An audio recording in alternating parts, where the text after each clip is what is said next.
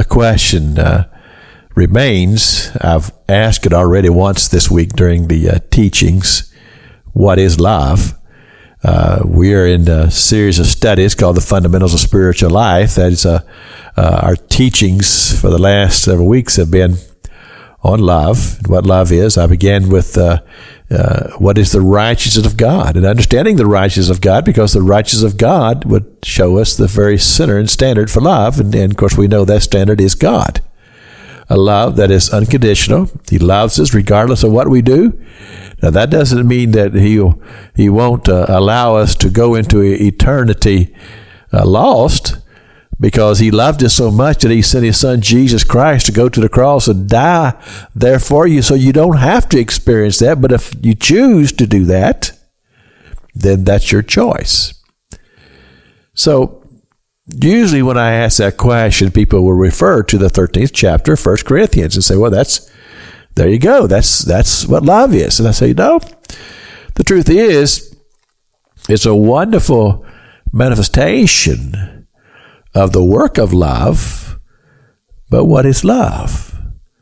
Well, I see a bit of a clue to this. When you get down to the end of that chapter, 1 Corinthians chapter 13, he begins to talk about, he says, when I was a child, I spoke as a child. But when I was a man, I put away childish things. Well, that tells me that there came a time in his life to where maturity began to take place. And he realized that there are choices in this world.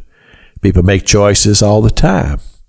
They make choices that are made in response to huge decisions in their lives.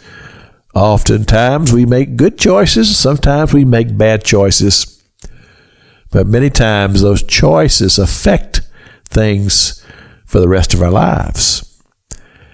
And I have written about this in the book called Dreams and Visions and Stories of Faith, in the chapter entitled Love. And I drew a conclusion. And my conclusion is simply this, that love is a choice. And you say, well, Pastor King, that sounds so callous. Well, no, not when you really think about it. Because the very process of love is going to take you through a whole series of questions and about choices that one makes. Relationships are built upon choices. A person that you might meet, and you just don't like them. And so you go with that. And you just begin to build walls and things around that person to keep them out of your lives and not get to know them. That's a choice. Or a person could say, well, let me break down these walls. Let's see if we can get to know this person. Maybe we'll find some mutual ground. Well, that's a choice.